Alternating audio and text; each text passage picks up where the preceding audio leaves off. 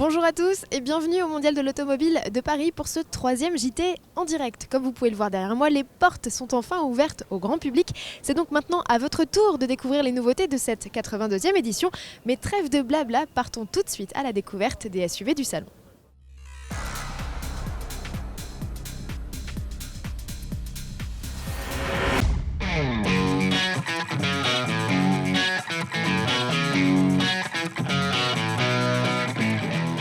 Quelques recommandations avant de débuter votre visite. Tiens, vous pouvez faire comme Madame Chirac.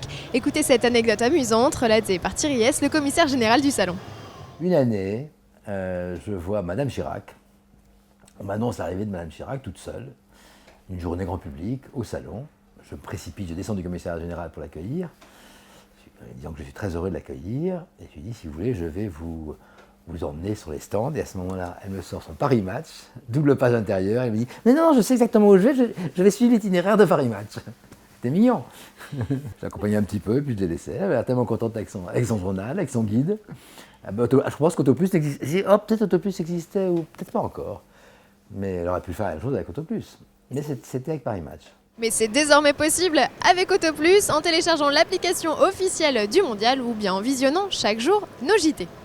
SUV par-ci, SUV par-là, les constructeurs utilisent ce terme très tendance à toutes les sauces, tant et si bien qu'on y perd son latin. Mais au fait, un SUV, c'est quoi? C'est la question que nous avons posée au tout premier visiteur du salon. Écoutez. Pour moi, ça signifie Sport Utility Vehicle et c'est un 4x4 pour les villes, je vais le dire comme ça. C'est un compromis entre 4x4 qui aujourd'hui est devenu un véhicule plutôt urbain. Donc un véhicule à la mode avec un espace de travail ou de confort plutôt pour la famille, avec beaucoup de volume intérieur.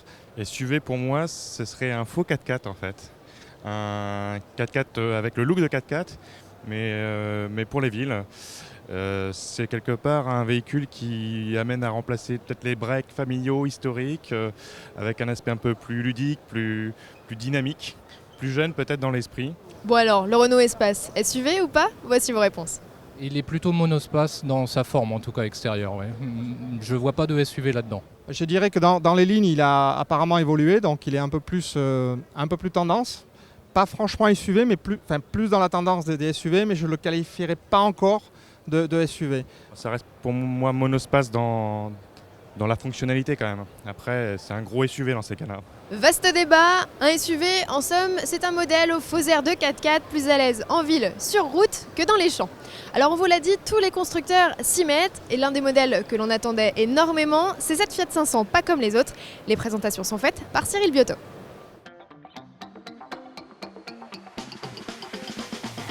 La grosse nouveauté sur le stand Fiat, c'est cette énième variante de 500, même si techniquement elle n'a plus rien à voir. On parle de la 500X. Ce petit SUV qui vient concurrencer les Renault Captur ou Peugeot 2008 reprend bien les codes stylistiques de la petite 500 avec une forme globale arrondie et des gros yeux ronds. Mais techniquement, elle partage la plupart de ces éléments avec la toute nouvelle Jeep Renegade, puisque rappelons-le, Jeep et Chrysler appartiennent au groupe Fiat. D'ailleurs, les deux modèles sont produits dans l'usine Fiat de Melfi en Italie. Contrairement au Captura 2008, la 500X sera donc proposée aussi avec des transmissions intégrales, même si les versions 2 roues motrices sont bien sûr au programme. Mais contrairement à la Renegade, pas de boîte de transfert au programme. La gamme de motorisation monte en puissance par rapport à celle des autres 500, puisqu'on trouve au programme des diesels de 140 chevaux et plus tard de 170 chevaux. En essence, on part avec un 1,6 de 110 chevaux et on montera jusqu'à 170 chevaux avec un 1,4 turbo qui pourra être associé à une boîte double embrayage. Il y aura deux variantes de carrosserie sur la 500X, l'une disons urbaine et l'autre plus baroudeuse, sera surélevée et aura les attributs stylistiques de la crapahuteuse.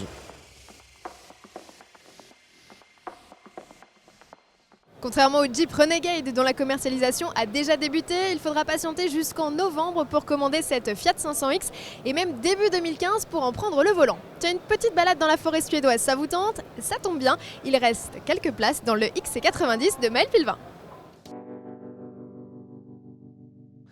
Si l'on se croit ici sur le stand Volvo en pleine forêt suédoise, c'est que le constructeur suédois a décidé de nous emmener crapahuter dans son nouveau XC90. Une seconde génération du grand SUV qui en impose physiquement et qui inaugure une nouvelle identité visuelle que l'on retrouvera très prochainement sur le reste de la gamme, notamment avec ses optiques dites en marteau de Thor, le dieu nordique du tonnerre.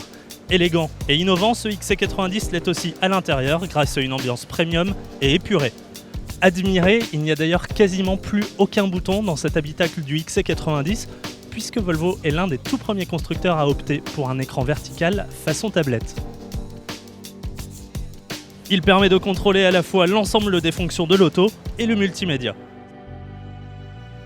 Si 5 personnes prendront place confortablement dans ce cocon suédois, 2 places d'appoint logées dans le coffre permettent de partir à 7. Fidèle à sa réputation, Volvo met le paquet côté équipement de sécurité, notamment avec les inédits systèmes de freinage automatique dans les carrefours et de protection active en cas de sortie de route. Disponible dès mars 2015 avec 4 moteurs diesel et essence de 190 à 320 chevaux, ce nouveau XC90 accueillera prochainement une version hybride rechargeable de 400 chevaux.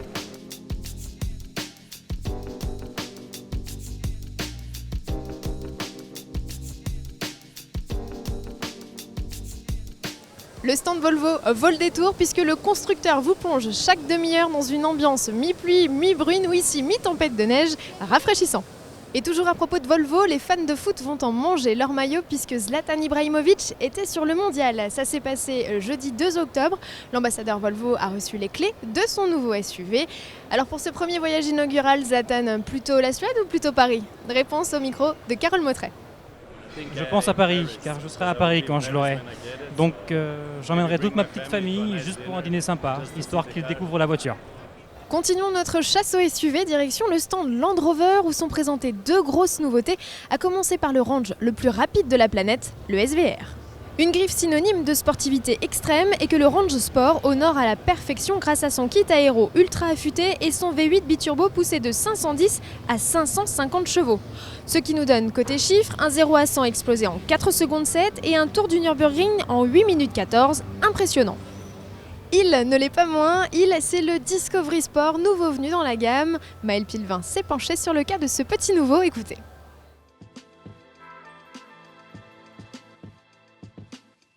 En avril dernier, il n'était encore qu'un concept, mais le voici désormais de série, le Land Rover Discovery Sport. Rien à voir avec le Discovery qu'on connaissait jusqu'à maintenant, puisqu'il reprend les formes sexy des derniers Evoque et Range Rover Sport. Et né d'une famille Discovery amenée à s'élargir très rapidement, il remplacera avantageusement l'actuel Freelander. En effet, Land Rover mise sur une présentation beaucoup plus premium, aussi bien avec des effets de personnalisation à l'extérieur qu'avec des matériaux plus flatteurs dans l'habitacle. On retrouve d'ailleurs l'écran tactile 8 pouces de la Jaguar XE ou encore en option l'affichage tête haute. Mais ce sur quoi insiste surtout le constructeur anglais, c'est son habitabilité. Le Discovery Sport joue en effet la carte du SUV familial avec une configuration 5+2, les 2 places arrière se rangeant directement dans le plancher. Mais là aussi, c'est une option. Proposé en 2 et 4 roues motrices, équipé du système Terrain Response, le Discovery Sport ne rechignera pas à sortir des sentiers battus. Côté motorisation, il sera disponible à son lancement dès janvier 2015 en diesel de 150 et 190 chevaux et en essence de 240 chevaux, compté à partir de 34 000 €. Ses muscles, le NX le montre aussi au Mondial de l'Automobile de Paris. Le NX, c'est le tout nouveau SUV compact de Lexus, la division de luxe de Toyota. Découvrez-le sans plus attendre avec Cyril Biotto.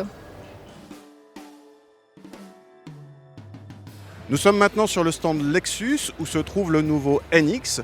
Ce SUV de luxe se place dans la gamme sous le gros RX et cible clairement les Audi Q5 et BMW X3. Comme tous les modèles de la gamme Lexus, le NX a droit à une version hybride, le 300h. Ce sera même la seule que vous pourrez voir pendant les journées grand public sur le stand de la marque.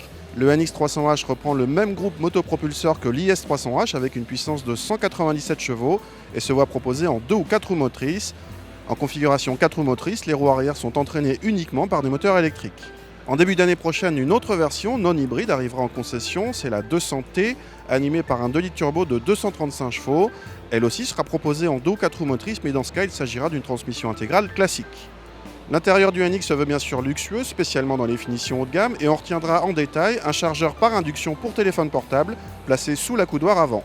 C'est à notre connaissance une première dans le monde de l'automobile. Le NX 300h débute à 40 000 € et monte à 60 000 € en finition haut de gamme. Le NX 200T sera vraisemblablement plus cher en tarif et tombera sous le coup du malus écologique, contrairement au 300h. Chez BMW, tous les regards sont évidemment braqués sur le Série 2 Active Tourer, premier monospace traction de la marque. Mais en embuscade, il y a le X6 dont Cyril Biotto va vous livrer tous les secrets. Sur le stand BMW, vous pouvez découvrir plusieurs nouveautés, dont le X6, deuxième du nom. Le X6, vous savez, c'est cet engin bizarre, sorte de SUV coupé à la ligne de toit fuyante basé sur le X5. Par rapport au premier X6, le nouveau se veut un peu plus affiné, mais il reste imposant. Avec un positionnement plus exclusif que le X5, le X6 ne proposera pas de version 2 roues motrices ni de motorisation 4 cylindres. La gamme commence avec le 30D, 6 cylindres diesel de 258 chevaux, et on passe ensuite directement au 50D et 50i. Ce dernier, avec ses 450 chevaux, passe de 0 à 100 en 4 secondes 6, soit 2 dixièmes de moins que l'actuel grâce entre autres à un poids en baisse. Ce gros joujou mi-sportif mi-luxueux a droit à tout un tas d'équipements high-tech comme l'assistant d'embouteillage qui rend quasiment la voiture autonome dans les bouchons, aussi bien pour le maintien en file que pour les accélérations et freinages. On note aussi la possibilité de mise à jour automatique de la cartographie du GPS sans avoir besoin de passer par la case concessionnaire. Et on retrouve sur certaines versions le pont arrière appelé DPC qui envoie plus de couple sur les roues extérieures et rend la voiture plus dynamique. Prix de départ pour ce X6 deuxième génération, 70 900 € pour la version 30D en finition Launch Plus. Mais si vous voulez dépenser plus, vous pourrez facilement dépasser les 100 000 €. Pour notre part, nous vous donnons rendez-vous début novembre pour un premier essai. Le JT d'Auto Plus est de retour dès demain dimanche 5 octobre, une édition que nous consacrerons très largement au concept écolo avec en tête le Renault Eolab, le Citroën C4 Cactus Airflow et la Peugeot 208 Hybridaire. À demain.